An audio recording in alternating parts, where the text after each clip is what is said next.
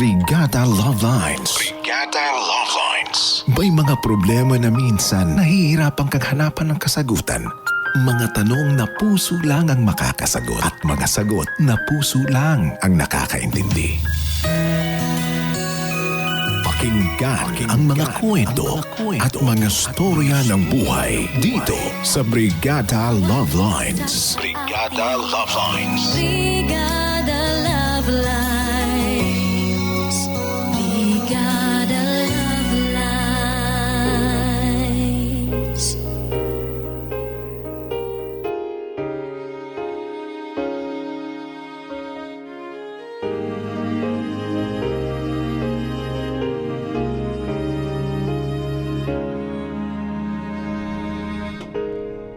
Dear Brigada Love Lines, magandang araw sa inyong tatlo at pati na rin sa lahat ng inyong masusugid na tagapakinig.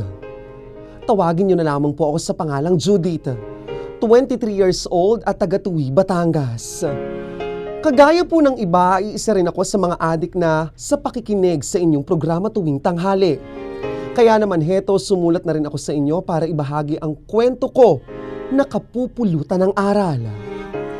Uumpisahan ko po ang kwento ko noong 14 years old o 15 years old pa lamang ako at kasalukuyang third year high school student. Brigada Love Lines, mahirap lang po ang buhay namin. Dalawa lang po kaming magkapatid at ako ang bunso. Yung nanay ko naman ay pabago-bago ng kinakasama simula nang mamatay ang tatay namin. Ewan ko po ba sa nanay ko kung bakit hindi siya mapirme sa isang lalaki lamang. Pero tutol man kami sa ginagawa ni nanay ay wala naman kaming magagawa dahil siya lagi ang nasusunod sa bahay. Sa totoo lang, Brigada Love Lines, pakiramdam namin ni ate ay hindi talaga kami mahal ni nanay. Dahil mas inuuna pa niya ang mga lalaki niya at lalong-lalo na ang pagsusugal niya kaysa sa amin, mga anak niya.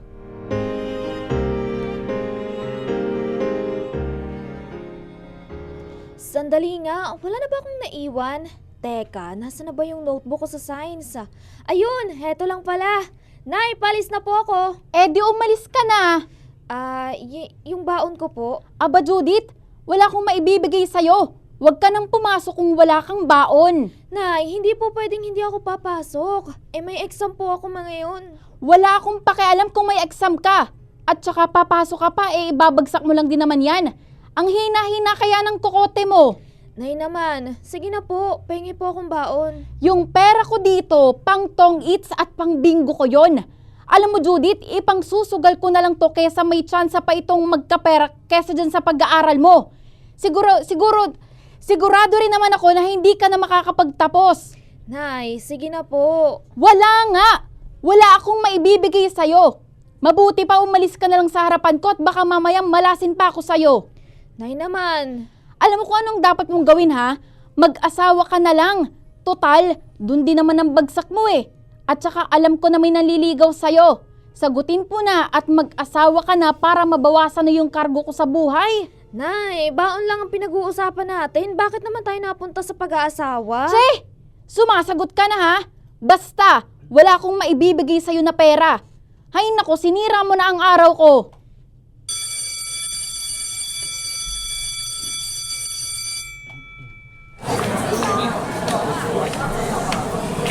Judy, tara na sa kantin. Nagugutom na ako. Sige bes, Jonah. Ikaw na lang, busog pa ako. Busog? Samantalang naririnig ko rin na kumukulo yung tiyan mo. Tara na kasi. Wala kasi akong baon ngayon. Ah, ganun ba? Bakit? Hindi ka na naman binigyan ng nanay mong sugarol. Wala daw kasi siyang pera eh. O siya, ako nang bahala sa'yo. Ililibre na lang kita. Totoo ba? Oo, tara na. Gutom na talaga ako. Hi Judith, hi Jonah. Saan kayo punta? Sa kantin, kakain kami. Judith, ito nga pala, pagkain para sa'yo. Wow, sana all. Gino, nag-abala ka pa. Hindi, okay lang. Minsan na naman kita ilibre ng pagkain. Anong minsan? Kahapon nga may binigay ka rin pagkain kay Judith eh. Ganun talaga. Ayaw ko kasi na nagugutom yung babaeng mahal ko. Naks naman si Gino oh. Uy Gino, baka mamaya nauubos na yung baon mo ha. Kakabigay sa akin ng pagkain. Pero thank you ha, sobrang na-appreciate ko. Alam mo, Judith, di bali nang maubos ang baon ko. Wag lang ang pag-asa ko sa'yo. Sus, ikaw talaga, bolero. Hindi ako nang bobola. Basta tatandaan mo, Judith. Gusto ko palagi kitang napapasaya sa paraang alam ko. Hala siya oh, ewan ko sa'yo. Ano ba yan? Nakakakilig naman kayong dalawa. Judith, sagutan mo na sa Gino.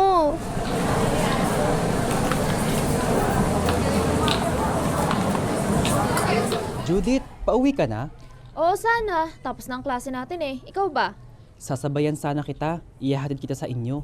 Ano ka ba? Wag na. Magagalit lang si nanay sa akin. Pero Judith, may tanong lang ako. Ano yun? 'Di ba? 6 na buwan na rin ako nanliligaw sa'yo. Sa palagay ko naman, gusto mo na rin ako.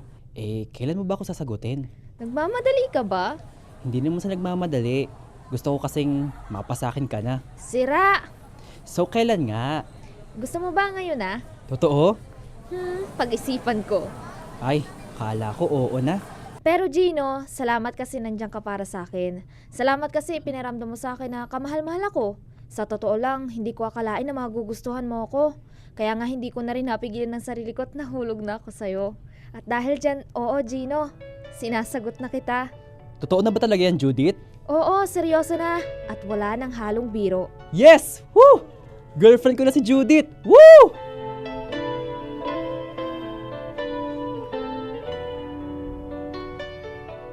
Natapos din sa wakas. Grabe tong project na to, pahirap. Oh, total. Tapos na naman tayo. Inumin nyo na to.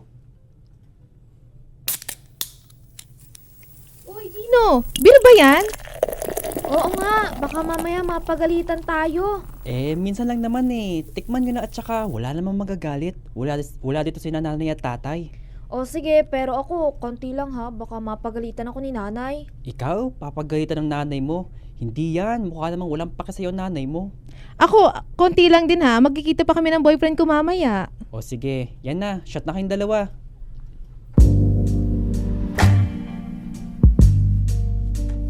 Lasing. Jonah, uwi na tayo. Tara na. Judith, wala na si Jonah. Kanina pa siya umalis. Ganun ba? Ano ba yan? Ang daya naman ni Jonah. Wala na tuloy akong kasabay umuwi. Mamaya ka na umuwi. Tanggalin mo muna yung tama mo ng alak. Oh, mahiga ka muna dito. Baka hanapin na ako ni nanay eh. Nakalimutan ko. Wala nga palang pake sa akin ng nanay ko.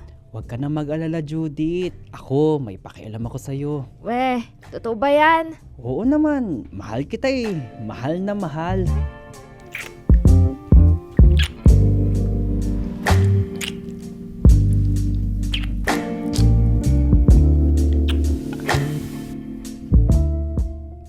Oh, Judith, ano bang meron at kanina ka pa ata hindi mapakali? Gino, may kailangan kang malaman. Ano? Bakit? May problema ba? Hindi ko alam kung problema ba to. Ewan ko. Bakit? Ano ba kasi yun? Gino, buntis ako. Simula nung may nangyari sa atin, 2 buwan na akong hindi dinadatnan. At saka, palagi akong nahihilo. Nagsusuka. Sigurado ka ba? Oo, nagpa-test rin ako, positive. Ha? Paano nangyari yun? Isang beses lang naman may nangyari sa atin na. Nakakabuntis ba yun? Hindi ko alam. Gino, anong gagawin natin?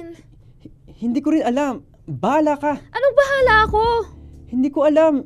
Hindi pa ako handa, Judith. Bata pa tayo. Paano ako? Ako rin naman eh. Hindi rin naman ako handa, pero paano? Hindi pwedeng wala tayong gagawin. Basta, bahala ka.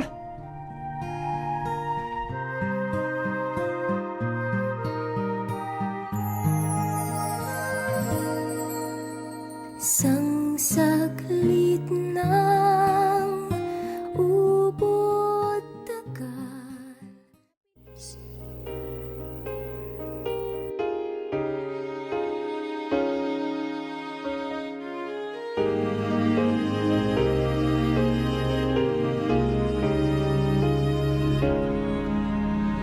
Sa pagpapatuloy, Brigada Love Lines, mahirap ang naging sitwasyon ko noon, lalo pa at sinabi nga sa akin ni Gino na hindi niya ako pananagutan.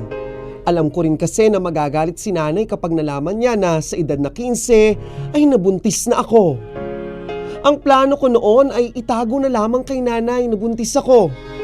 Pero sabi nga nila, at totoo nga, na walang lihim ang hindi nabubunyag. Hoy, ikaw nga, Judith! Ano yung napakinig ko sa usapan nyo kanina ni Jonathan tungkol sa buntis? Bakit? Sinong buntis? Nay. Huwag mo sabihin na ikaw ang buntis. Ano? Sagot! Opo, Nay. Sinasabi ko na nga ba? Alam mo, Judith, tama ang hinala ko. Diyan nga siguro talaga ang punta mo. Ano ngayon? Nag-aral-aral ka pa, dyan din naman pala ang bagsak mo. Ano na ngayong plano nyo ngayon ng boyfriend mo? Aba, dapat panagutan ka niya. Nay, hindi po eh. Ano? Anong ibig mong sabihin? Ayaw niyo po akong panagutan. Hindi yan maaari. Dapat magsama kayo, hindi ako papayag.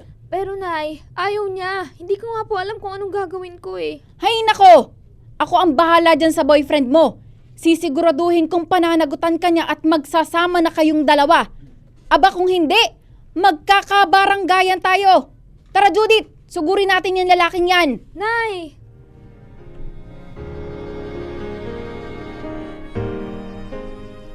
Hoy Gino!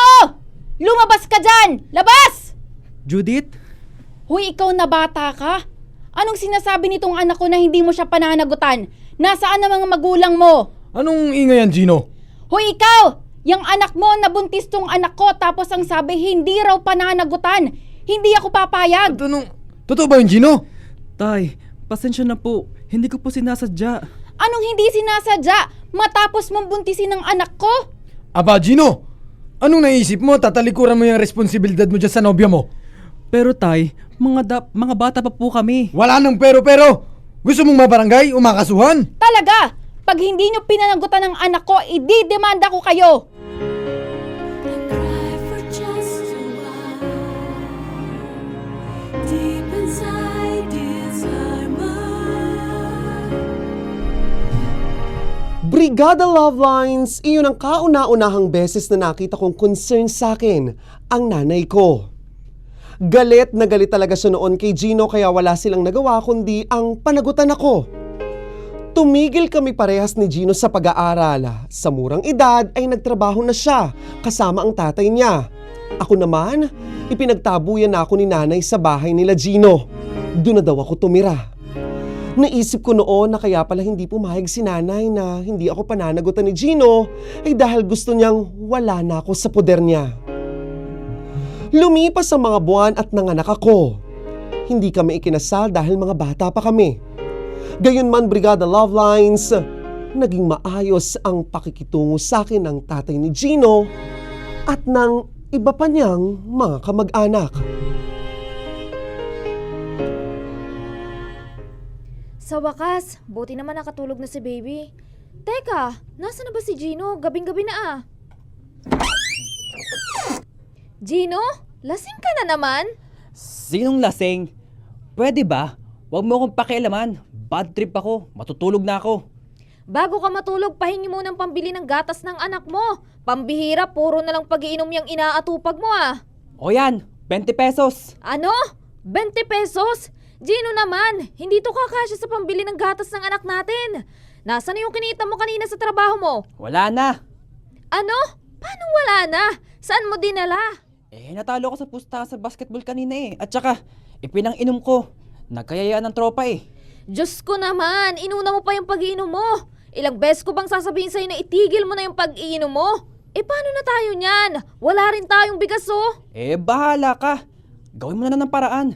Mangutang ka muna sa tindahan. Pambihira naman, Gino oh. Hindi na ako pa uutangin sa tindahan. Bahala ka na nga. Gino naman, sana ipakita mo parang wala. Sana ipinapakita mo. Parang wala ka ng pakialam sa amin ng anak mo ah. Ay nako, ito na naman tayo. Sino ba kasing matutuwa dyan sa ginagawa mo? Tumigil ka na Judith. Naririndi na ako eh. Gino, paano ako titigil? Kung pare-parehas tayong gutom, wala tayong makain. Tumigil ka na sabi. Pag hindi ka tumigil, sinasabi ko sa'yo, lalayasin ko kayo mag-ina.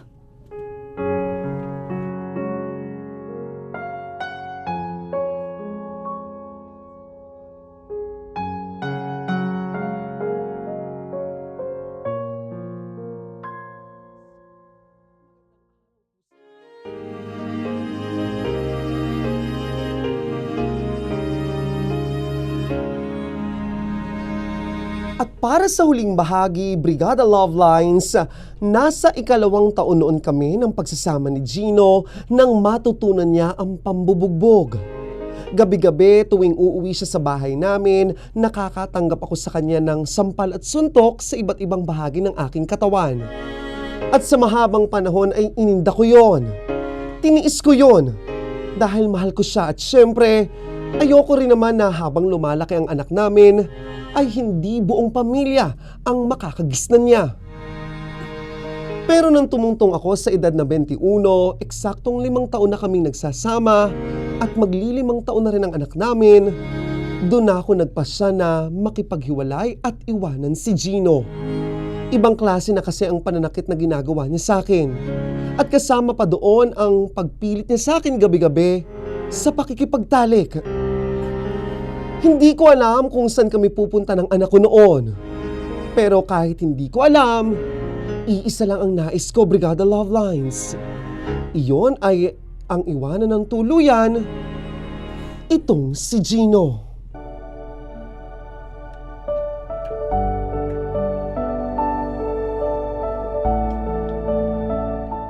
Anak, sandali lang ha. Makakahanap tayo ng matutuluyan.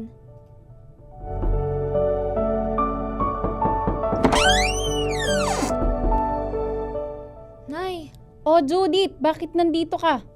hiwalay na po kami ni Gino. O ano ngayon?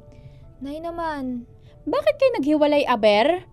kasi po nay, hindi ko na po kaya ang pananakit niya. Lagi niya po akong binubugbog. Aba Judith, binugbog ka lang, iniwan mo na agad. Nay, hindi ko na po nakayanan. Ang lakas mong lumaya sa bahay nyo. Bakit? May lilipatan ka ba? Kahit kailan talaga hindi ka nag-iisip? Wala po. Kaya nga po ako nandito eh. Baka sakali pong makituloy kami ng anak ko kahit sandali lang po. Hindi! Nay, bakit naman po? Nay, sige na po. Wala na po talaga akong ibang mapupuntahan. Hindi ho ba kayo naaawa sa apo ninyo? At talagang ginamit mo pa ang anak mo para patuloyin ko kayo sa pamamahay ko. Nay, please. Nagmamakaawa ho ako. Pasalamat ka kasama mo ang anak mo. O sige na, pasok nyo na yung mga gamit nyo. Nay, salamat po.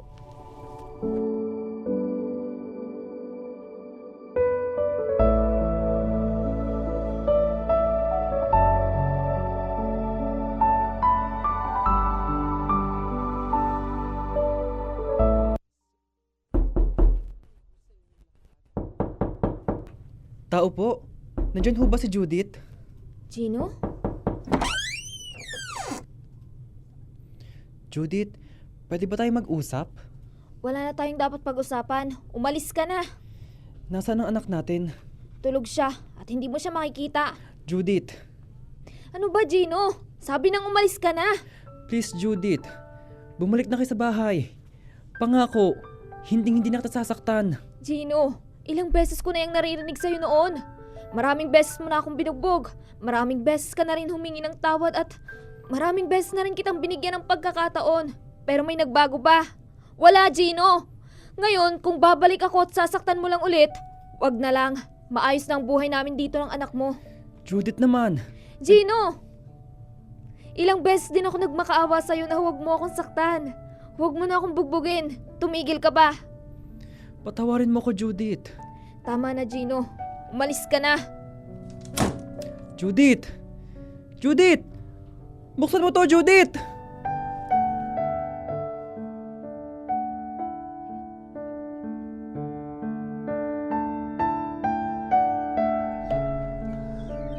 Brigada Love Lines, nanindigan ako noon sa desisyon ko na hindi na balikan si Gino. Lalo pa at parang sa paglipas ng panahon ay nag-iiba na rin ang pakikitungo sa akin ni nanay. Umaasa na lang din ako na dumating yung araw na mararamdaman ko naman ang pagmamahal kay nanay. Yung hindi na siya palaging galit sa akin. Yung puro pagmamahal na lang ang mararamdaman ko mula sa kanya.